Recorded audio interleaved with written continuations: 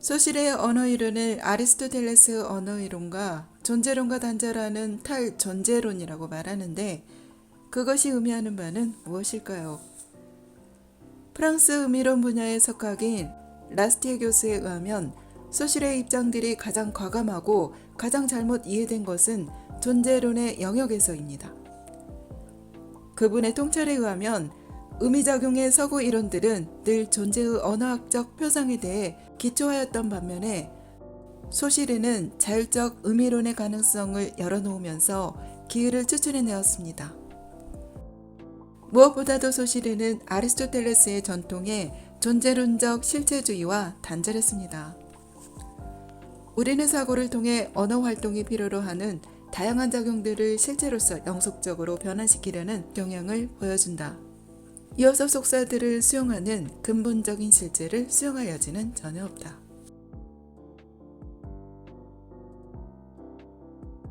다른 한편으로 사고와 언어를 분리시키는 이원주의적 전통과 단절하면서 그는 기회를 언어들 속에 할당시킵니다. 소실이는 그 점을 다음과 같이 표명합니다. 존재하지 않는 것은 다음과 같은 것들이다. 기호들을 벗어난 의미작용들, 관념들, 기호들을 벗어난 문법적 범주들이다. 그것들은 아마도 언어학 영역의 외부에 존재할 것이다.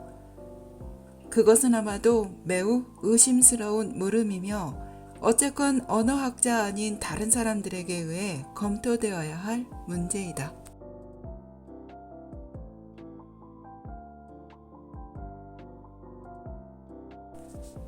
소실의 판단은 언어학으로부터 인지적 관심들을 제거하게끔 만듭니다. 이 같은 문제는 고대 논리학에서 스콜라 철학에 이르며 고전시대의 철학적 문법들에 이르는 끝으로 오늘날 인지과학에서 언어 철학에서 항시적으로 제기되는 문제입니다. 요컨대 소실의 기호이론과 언어이론은 존재론과의 단절을 표상합니다. 논리적 문법적 전통에 의해 특권시된 낱말들은 실체들을 표상하는 것으로 평판이 나 있는 실사들로 이해되었습니다. 그것은 언어의 존재론적 정박을 확실하게 해주는 것으로 간주되었습니다.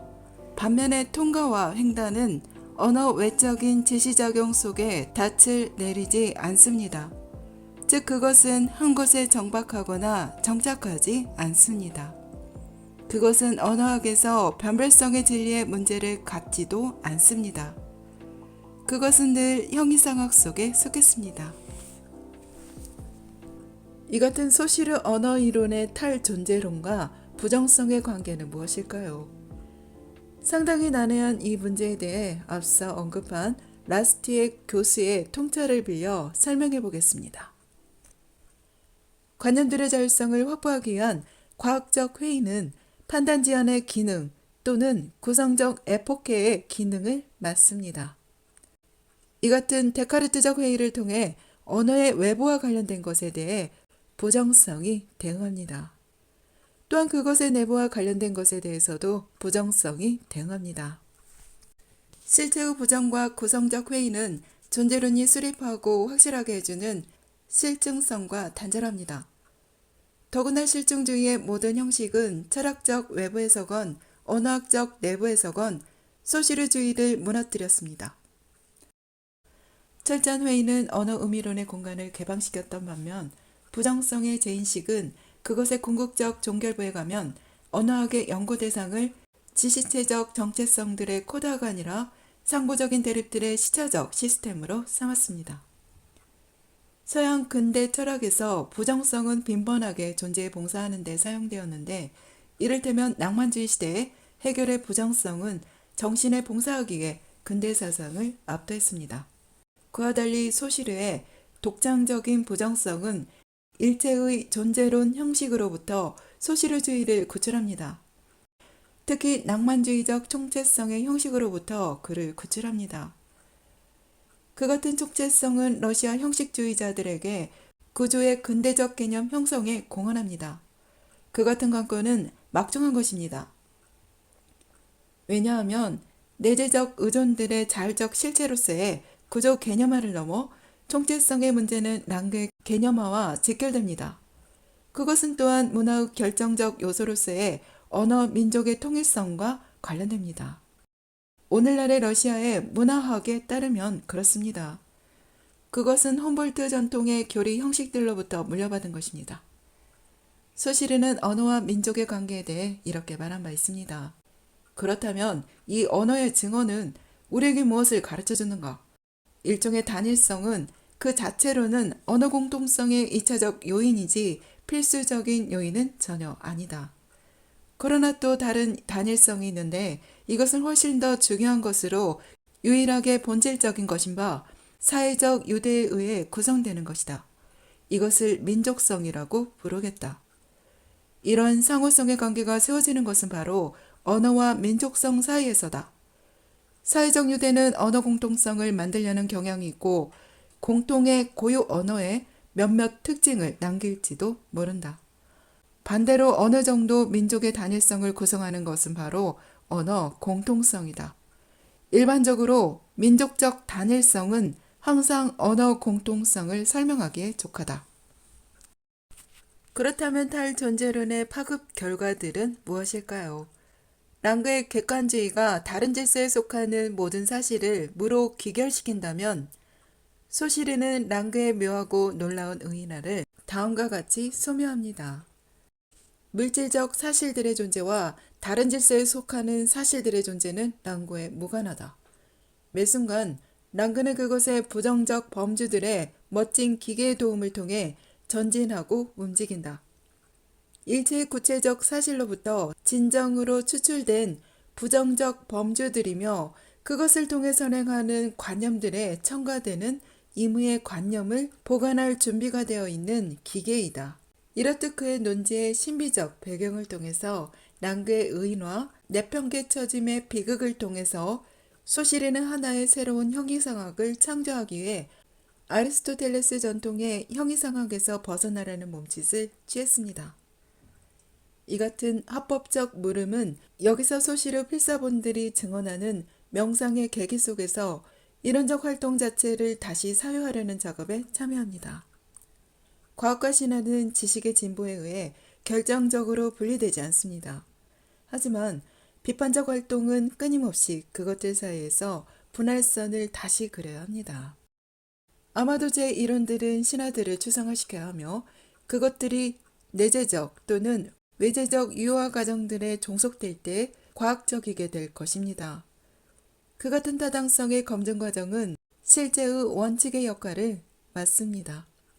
그 이전의 이론들에 견주어 랑그는 역할을 바꿨습니다.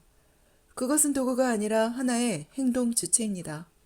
서사적 분석의 용어들에서 그것은 여자 영웅의 반열에 접근했으며 그동안 주인 행세를 해온 정신에 대해 언어가 헌신적으로 맡았던 하인의 역할에서 벗어나 자신의 몸에 맞지 않는 하인의 누더기 옷들을 내팽겨쳤습니다. 하지만 사고의 세속성 타성들과 더불어 단절하는 데는 위험성이 따르는 법입니다. 존재론과의 단절의 파급 효과들은 소시르에게서 체념의 상태에서 빈번히 빠지게 만드는 양상을 띠기도 합니다. 소시르가 새로운 언어 이론을 구축할 때 감당해야 했던 그 같은 정신적 고통에 대해 라스티에 교수는 4개의 핵심 요지를 게시할 수 있다고 설파하는데 가운데 2개를 언급해 보겠습니다. 첫째, 신으로부터 버림받음이라는 절망감입니다. 언어의 영토에 발을 디딘 모든 사람은 하늘과 땅의 모든 유추들에 의해 방치되고 포기된다. 하늘과 땅의 언급은 이 같은 논지에 대해 목적을 갖는 파급 범위를 부여합니다. 포기되는 것은 단지 언어학자가 아니라 인간입니다. 도움이 없어 보이기 때문입니다. 왜냐하면 유추는 세계와 신과의 시적이고 종교적인 관계의 보장으로 남아있기 때문입니다. 유추는 영성적 의미의 형식들 가운데 첫 번째 것입니다. 왜냐하면 그것은 2개의 실체, 면들 사이에서 관계를 수립하기 때문입니다.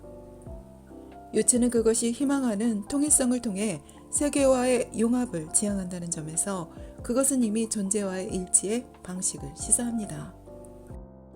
둘째, 재현의 종언입니다. 진리가 고전적으로 사물과 지성의 일치로 정의되는 반면 제 언어들의 고려는 이 같은 정의를 생각조차 하지 못하게 만듭니다. 한 언어의 시스템을 만드는 구성항들의 차이는 가장 완벽한 언어에서도 사물들 사이의 진정한 관계들에 상응하지 않는다는 점을 말할 필요는 거의 없다. 따라서 구성항들이 완전하게 적용될 것이거나 물질적인 또는 다른 정의된 대상들에 매우 비완결적으로 적용될 것이라고 기대할 이유는 전혀 없다. 이렇듯 주시하다시피 언어의 제한적 개념화의 종어는 그것의 창조성을 인식하도록 하는 것을 가능케 합니다.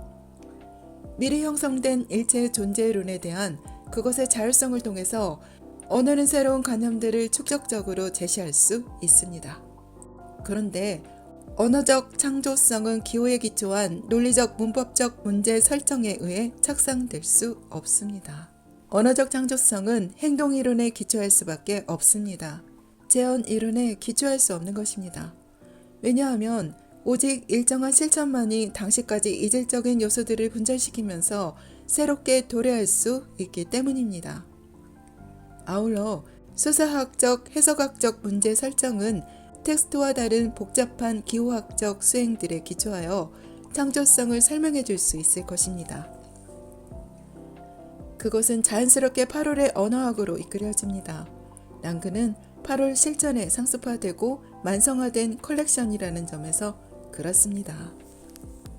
끝으로 소시르 언어학의 시차적 원리는 맥락들과 텍스트들에 적용되어 모든 경우 발생은 단 한 번밖에 사용한 적이 없는 단어라고 결론짓게 만드는 것을 가능케 합니다. 그것은 언어 혁신의 능력을 일체의 발화체로 확장시키면서 슐라이어마호의 직관을 정당화시킵니다. 소실의 일반 언어학 강의 읽기 제2장 이론적 얼개와 핵심 개념 일부 낭독해보았습니다. 감사합니다.